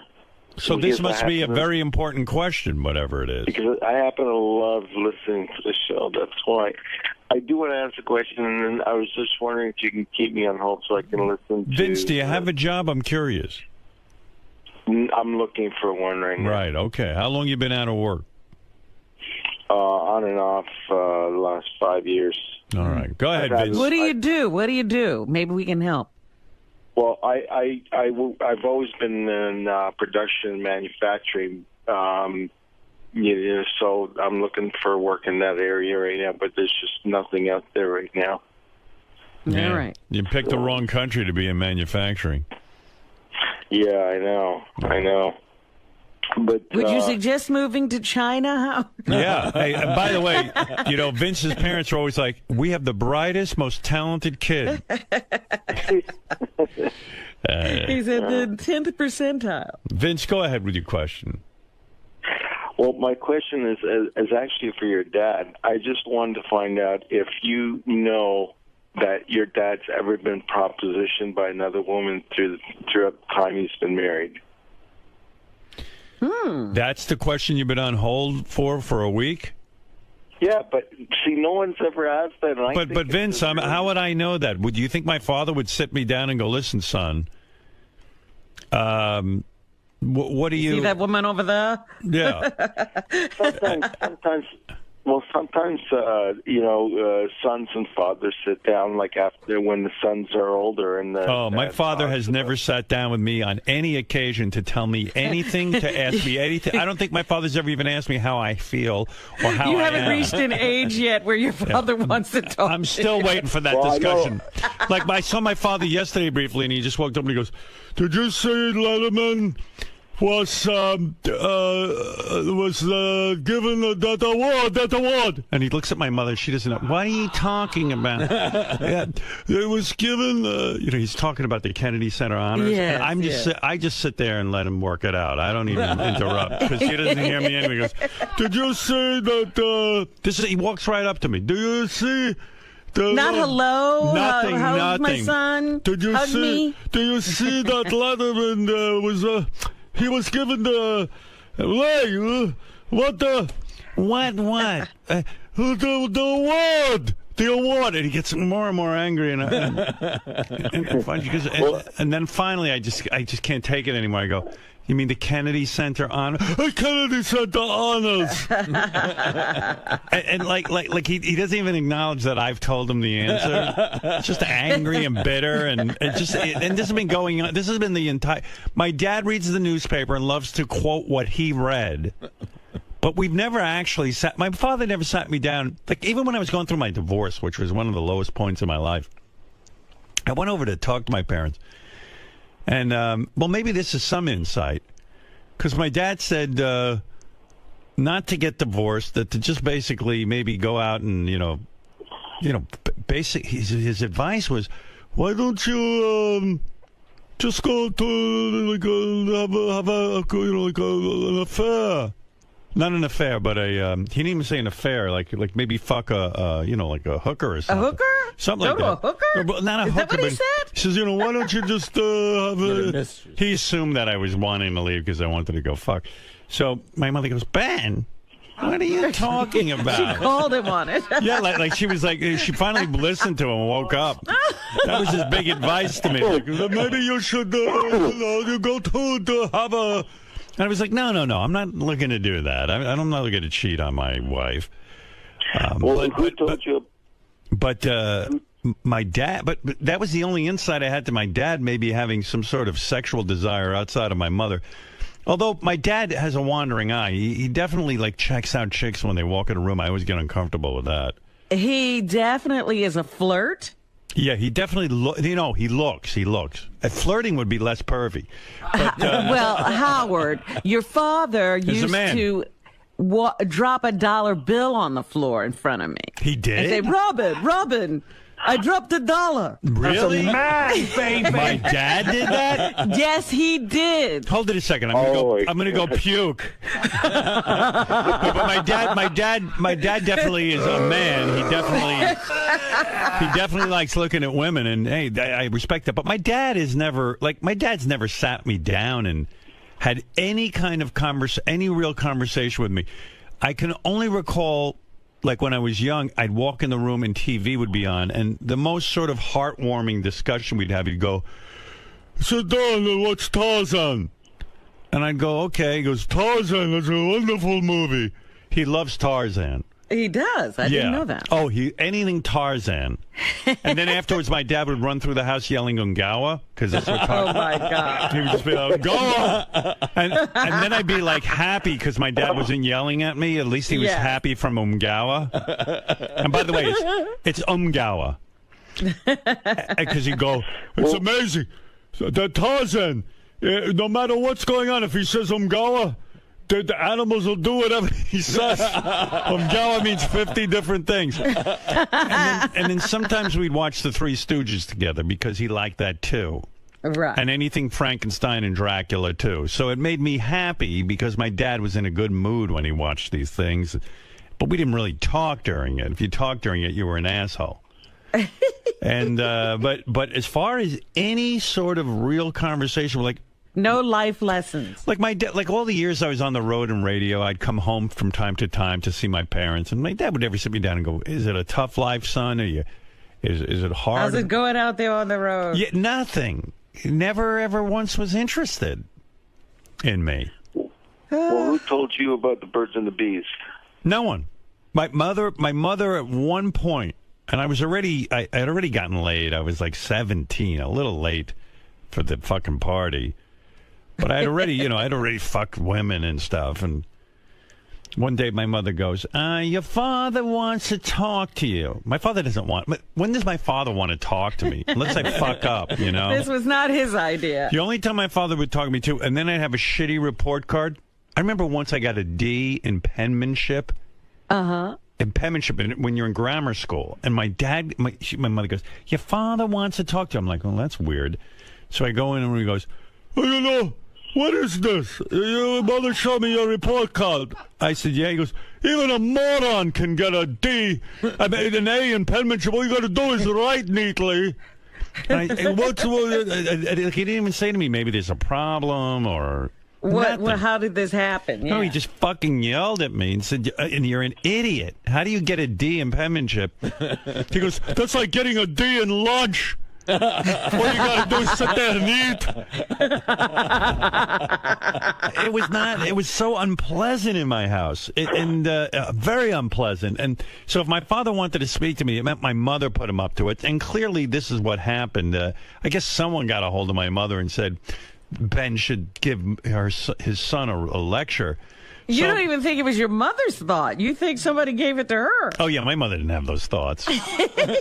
No one thought of me. My mother thought about how I could be of service to her. Oh, and how I could read her thoughts and read her moods. And my dad had nothing to do with me. So I walk in, so my mother goes, your father wants to speak to you. And I was like, okay. So I go in the room, and my dad's laying in bed, reading the New York Times on a Sunday. I remember it. And he doesn't even put the paper down. My mother goes in the bathroom, in their bedroom. They have a little bathroom in their bedroom. And shuts the door so a crack is open so she can listen. So my father goes, while the paper's here, he goes, do you have any questions about the girls? And my father has this weird, I don't want to say he has an accent, but it's like, his parents were Eastern European and, they're immigrants. And so I guess growing up on the Lower East Side, he tries to correct his accent by over-enunciating. Yeah. Do you have any questions about girls? So, halfway even through the question, I knew what was going on, and my mom's sticking her head through the door. And I go, you know what, man? No. I got angry. I went, no. And I go, you know what? I know more than you. And I left the room. I stormed out of the room. And that was it. That was our sex talk. Well, how awkward were you the first time you had sex? It was awful, because there was no porn to watch. I had only seen one porn where we had stag films. Back in my day, we had stag films. What you had to do to watch a stag film was get your dad's Super 8 projector, 8mm projector, loop the thing up, wait for them to leave the house, go down, set up the whole projector, and watch these films. So a friend of mine found one. Actually found them in the street. And did they actually show sex, those films? Oh, it was hardcore. It was like this. Really? Yeah, it was like you know how Marilyn Monroe was sort of chubby? Now you look at her pictures and you go, man, she had a gunt. Uh-huh. There's a broad in the film. She's wearing a fur coat. She calls over. I told you that. She calls over a TV repairman. And she's in a fur coat. And she's been playing with her vagina before she calls him. She gets this idea. I'm playing with my vagina. I'm all by myself. I'll call the TV repairman. He comes in, and she's sitting on the couch, spreading her legs and stuff. So while he's fixing the TV, and it's all silent. Uh-huh. There's no audio.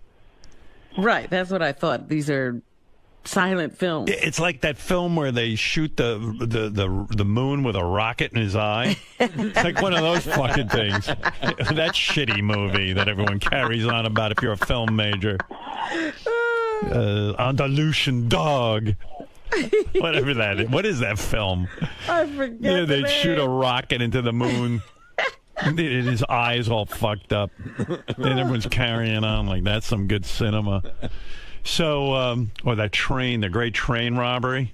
Right. You want to hang yourself when you're a film major. So anyway, you know, so I would be down in the basement, and my friend found this fucking 8mm thing. He was afraid his parents would find it. So I watched it. I remember jerking off in my basement with this 8mm film going, oh my God, if my parents come home, and, you know, things like... It's crazy. I remember jerking off, taking the film out of my drawer and looking at the individual frames. I mean, it was crazy. And this film, so the guy gets physical with the woman. I know what she does. She steals his wallet, the TV repairman's wallet, and takes his money out of there, and then he asks for payment. She gives him his own money back. Oh, dear. He opens up his wallet to put the money away. He sees his money's missing. He starts to smack this broad around and smack her ass, and she goes, please, you know, like she mouthed, like they literally had subtitles, you know, like little cards, and she goes, no. And then he takes her, he smacks her around, and then I guess to pay her, you know, to pay him, she fucks him. Right. And this guy fucks the crap out of her. With his, and she's in the fur coat with the heels, and he's like got a one of those tank tops on. He's disgusting. She's disgusting. It's just disgusting, but I was so into it. That's the only porn I had was that in a nudie magazine I found in a street corner in Roosevelt. Right. You know, that already looked like some guy had cum all over it. I found it on the road, and I was not giving that up. And pages are stuck together. Each woman was uglier than the next. And it's from a nudist colony where women are playing volleyball with full bush. Right. And I'm jerking off to that. It's like, Jesus Christ. And they had such a bush, you'd think they were wearing a coat. Like, it didn't even look like they were naked. And big sloppy titties. I mean, it's not like Playboy. It was just a mess. Like, who wants to see a woman with a big bush and big sloppy titties? It's like watching my mom play volleyball.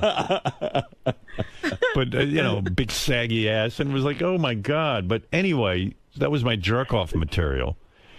And, I think the funniest is the real old porn where they have like old music to it, kind of like watching a silent film. Yeah, well, porn was really bad. I only wish that I had, before I had sex, had real porn like kids do today on the internet, because like I could have been a bit of a stud, you know, because it really does teach you how to fuck. It's a great instructional film, and Lord knows I needed instructions in life. I still do.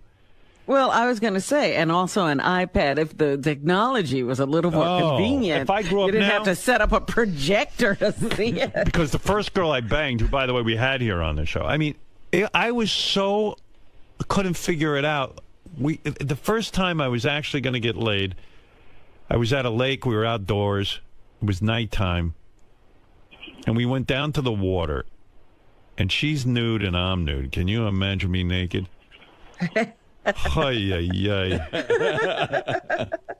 big nose, and I had long hair down to I was 16. I had hair probably down to my ass, and I remember I was like if Fabio got in a train accident, like, and got his face smashed in. I had the long flowing hair. It's like if Fabio had polio. That's what I looked like. And so I remember I used to keep my hair in a ponytail, but now I unfurled my hair. So we were holding hands. We walked down to the lake, and I was like, wow, it's going to happen. And then I was like, well, what do I do? Do I lay her down in the water? I can't do that. I was shivering. I was nervous and shivering. So I was standing, and then I started to squat like if you're taking a shit. And I tried to push her down to squat too, so we could. And I was like, became clear to me, I don't know what to do. Well, how do you get in there? I have no idea how to get my penis. Now, you laugh, but there was no porn back then to really study and to hear how guys do it. And I say, God bless pornography. Because Lord knows it was awkward. And, you know, everyone goes, oh, it's charming, it's awkward. Fuck awkward. Fuck charming. I'm awkward enough. I don't need to be. I don't want to be charming. In what sense is that? I mean, the girl was disgusted. And we ended up, I mean, I was satisfied. I fingered her. I was thrilled. And then we ended up fucking at my house weeks later. But down on the water, I don't even think I had real penetration. You know what I mean? I just didn't even know what I was doing. And if I had had porn, I would have known what to do. I would have, like, taken her to the edge of the water. I would have gotten Well, her. you didn't even know about, what did you know of foreplay? I mean, did you know how to get her ready or anything?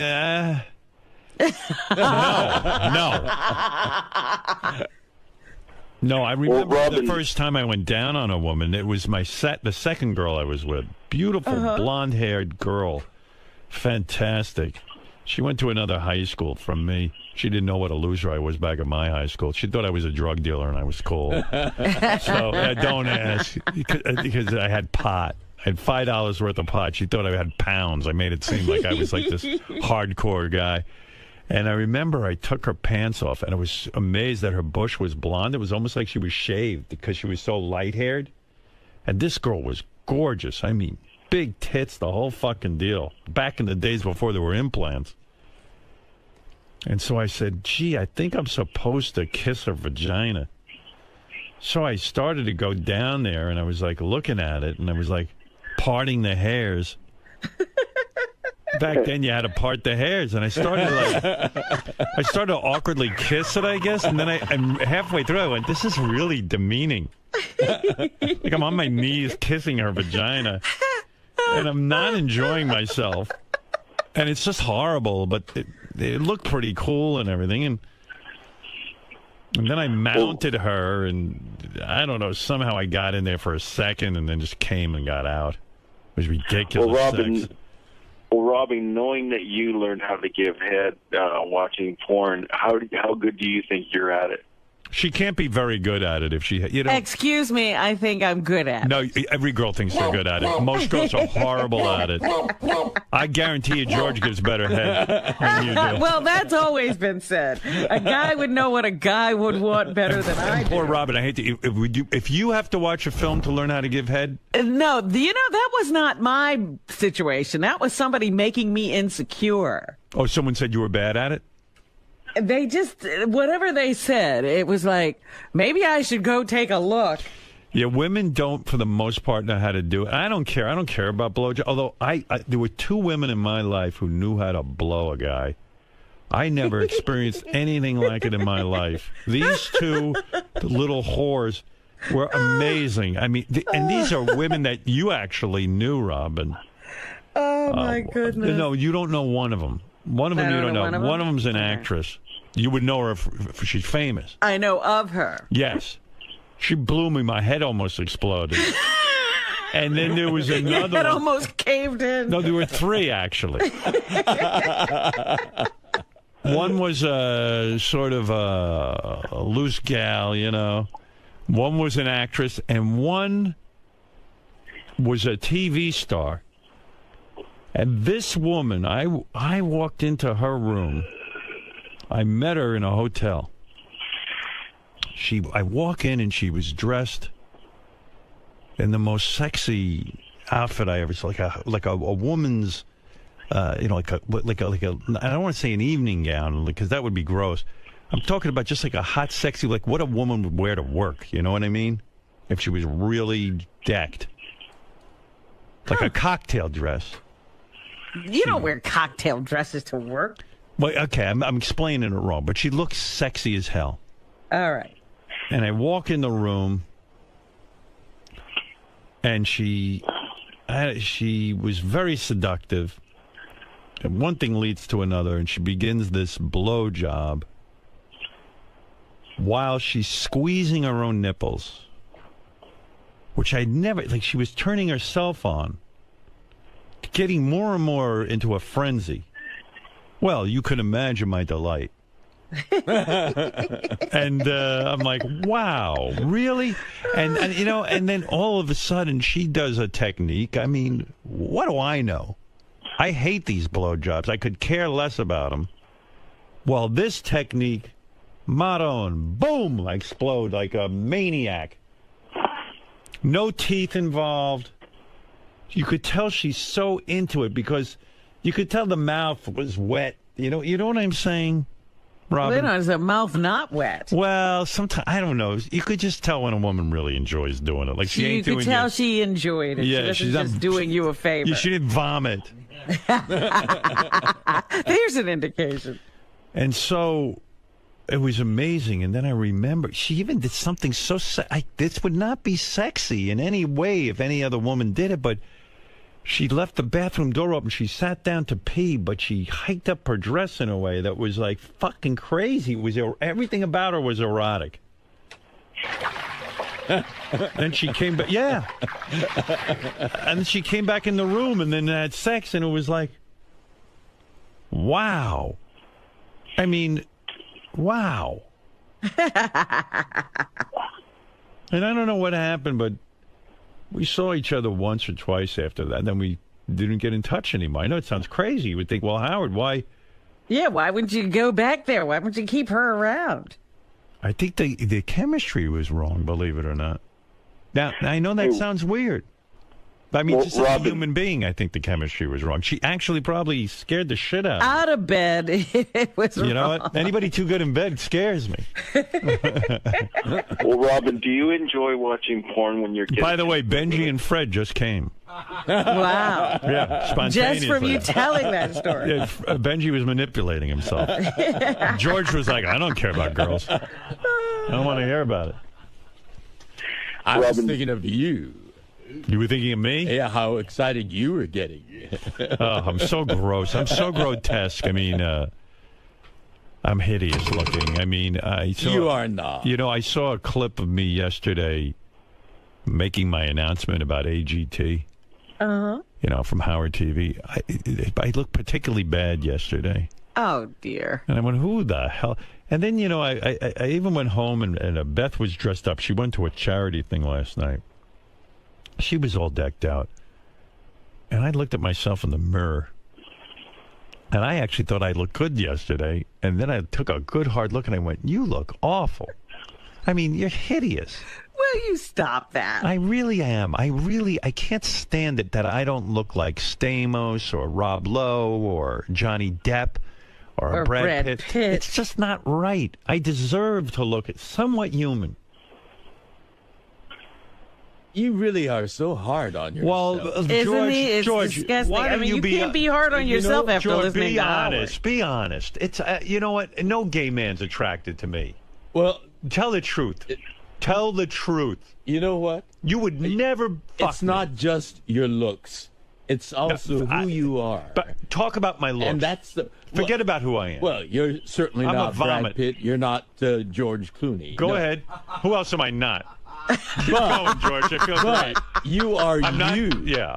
And you are an attractive man. No, stop. Yes, you are. All right. No, okay. you got to quit saying that. Would you blow I'm me? so surprised. Would you blow me? Seriously, would you blow me? I would. Hey, would you blow me? Yeah. You would? I would. Did you ever hear of a guy named Hey, would you blow me? I'm sure he's called your house. I think King Chris must have called your house. You are so out of character when you're so hard on yourself. What? Like that. You are so out of character I when know. you're so hard Not on out of yourself. character. I'm honest. No. I know what I look like. Well, you're comparing yourself against some of the extraordinarily good-looking I think men. Steve Buscemi is better looking than me. Get out! Yeah. Oh, You're no ridiculous. way. Yeah. Now you're getting ridiculous. I'm watching Boardwalk Empire. Your mouth is fine. Your nose is extraordinary. Your eyes are fine. You know, I mean, but it's not ugly. It's you. It's who you are. Do you do Botox? Oh no. You don't. No, I don't. Why? I don't know. You like look I good. do? You look good. You look good. Well, You look I youthful. For a guy exercise. 70-something years old, you look young. Are you thinking of doing Botox, No, Howard? fuck no. You ever see No, these guys who I do don't it? No, believe in that. no, I would never That's do ridiculous. it. I was wondering if George did it. No, I do not. You do not? This is me. No, he doesn't have that What you feminine see look that is those guys what you- have. Yeah. No, This you is look all good. me. You look good. Well, So do you. Okay. And you let's got to blow stop each other. that. I'm going to call you a bluff right now. Blow me right now. Let me see you do it. You will. Would you mind? Get it out. It is out. George, I know you won't. Here's something I learned from my dad. You look good. Pick up this dollar bill. I can't believe my dad did that. Yeah, I was wearing a strapless gown. We were doing something. Yeah. You were wearing a strapless? A strapless gown. Yeah. And your dad dropped a dollar bill on the floor. Did you pick it up? No, I was like, what are you doing? And he just started laughing. He's a card, my old man. Well, Robin, when you Robin Sweetie. Robin Sweetie. Yeah. When you're getting intimate with a guy, do you enjoy watching porn or with him, or are you one of those women? No, she's very. No, I'm not a romantic. porn person. No, she watched the porn to learn how to blow people. If you want to learn how, ask George. I bet you he could tell you. George, what's the secret to doing it well? Even though I don't think there is a secret, it's just a woman's got to be super into it, I believe. Well, I don't know it from a woman's vantage point. Can you make Brad come in like a second? Oh no, but that's not the point. Sure it is. You know, it's the getting there that's enjoyable too. Yeah. See, he enjoys it.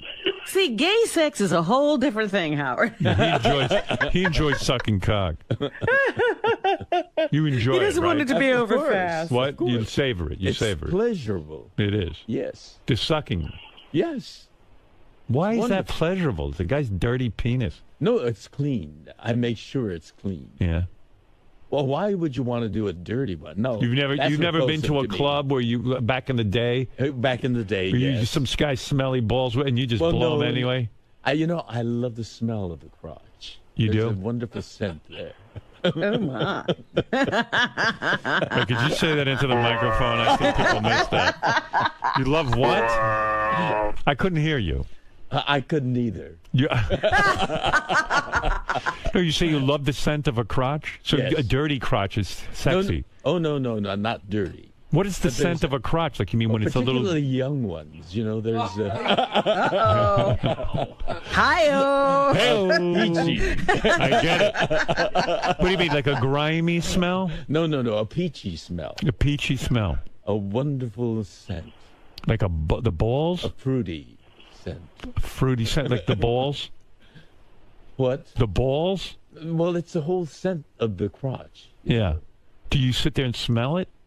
No, it's there. It's wafting. It's part of the whole thing. Are you sure you're not smelling some ass? Like some... like the dude didn't wipe? No. Yeah, there is a scent, a different kind of scent to the other side. Right.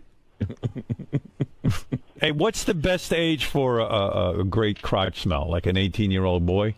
18 to about 21. Right, and then it starts to sour as they get older. More adult. Do you smell? Yeah, they become men, and then they start to smell. They stink. Do you ever? Oh, here we go again. Do you ever get upset about the smell of your own crotch because of you're older? And I don't smell my own. No, but sometimes I smell my own when I'm like this pee situation and stuff. Sometimes can make my balls smell because my penis is small and my pee drips onto my balls. I don't smell mine. You don't smell it? I don't know. And then it ferments in my clean. underpants like a fine wine. And sometimes I waft up and I go, I can't believe that's me. But I never used to have that. Don't you shower and make sure that... I scrub up. How many times a day can I shower? After I pee every time? No. No, well, yeah, you don't drip that much, do you? Oh, Yes, he does. Every you do? time, George. No, I drip. Oh, no. Occasionally I do that, but no. Yeah, no, I drip. Well, you're extraordinary. I'm a Stern. Of course. All the Sterns. There's only All one the Sterns you. drip. Can you tell different ethnicities by the smell of a crotch, do you think? Sometimes, yes. I mean, if I brought in like 5 guys, I blindfolded you. Nordic types have a different kind of smell. They do? Yeah. What's that like? It's a, for lack of a better word, it's a musky? cleaner, more astringent astringent. And what about a black guy? Like, can you smell the difference between a black guy and an Asian guy? It's a more musky. Musky? Yeah. A muskier odor. Yeah. Now we have to have this contest. Yeah, I mean, we have the wrong contest going on. Everything turns into a contest. All right, here's what I'm going to do the next time you come. The least. The next time you come here, because today I have the beautiful cock contest for you. Next time you come, I'm going to get an Asian, a black, a Hispanic, a Nordic.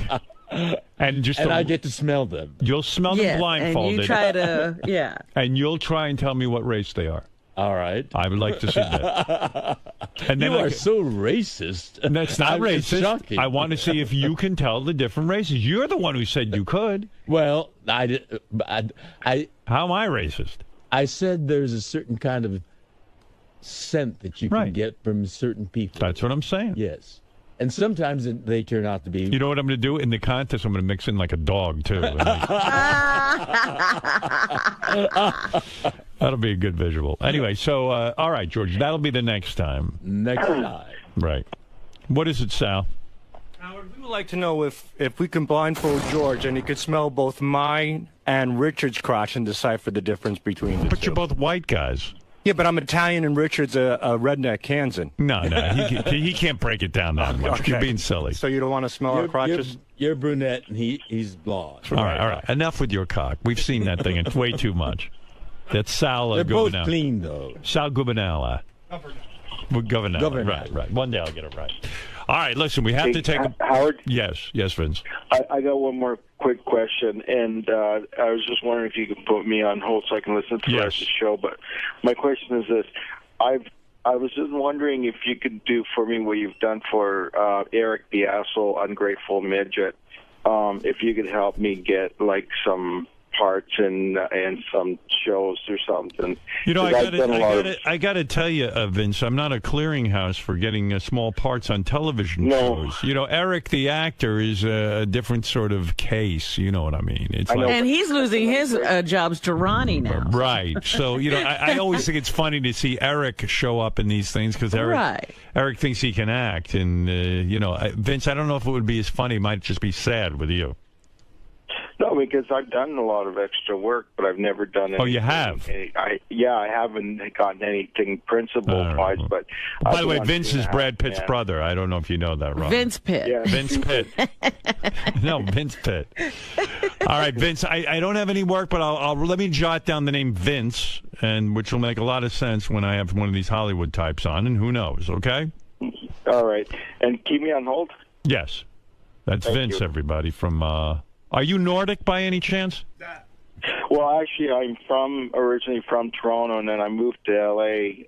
About 94 when the Northridge earthquake happened. I might have some work for you if you let George smell your crotch. Okay, that's fine. All right, hold on, Vince. I was actually thinking about entering that penis contest, but I didn't get in there in time. How's Canadian crotch smell, George? Any difference? Actually, I was born in Poland. It's not nationally specific. Oh, okay. All right. Thank you, Vince. Hold on.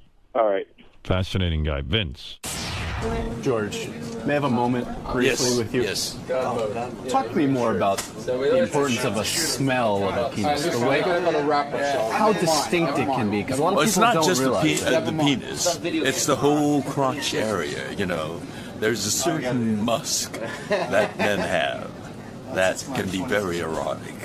And it begins, you know, the younger crotches have and they're all they all have to be clean, but it has a peachy scent.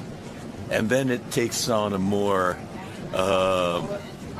substantial masculine musk.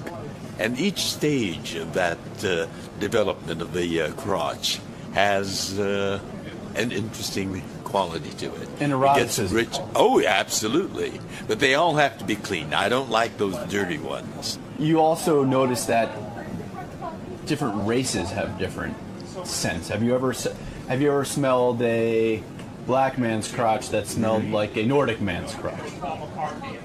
No, a black man has Can they mix? Well, in the same Are they way that that, predictable? that there's pigmentation differences. Right. There's a different scent with dark crotch as opposed to a light, more blonde crotch. And to think modern science has only begun to tap this. Oh, no. I think people throughout the ages have been aware of the importance of scent, smell. Well, thank you, George. It's certainly been a red letter day today. Thank you, sir.